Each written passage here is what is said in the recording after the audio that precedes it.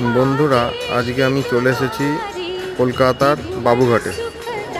গঙ্গার ধারে এই যে পার্কটি আছে, এই পার্কটি অনেকেই জানেন না। চারিদিকে গাছপালা লাগানো, ছায়া আছে, অনেকে বসে বিশ্রাম নেয় এখানে। আর গঙ্গার ধারে উন্মুক্ত হাওয়া মনটাকে শান্ত করে তোলে। পাশেই আছে ইডেন গার্ডেন স্টেশন।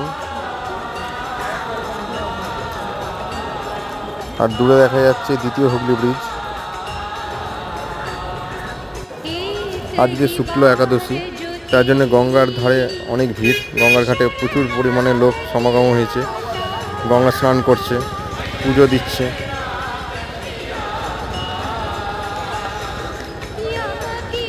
অনেকে ভোলে বাবার মাথায় জল ঢালছেন। গঙ্গার ধারে এই জায়গাটিতে যে কোনো সময় এসেই ভালো লাগবে।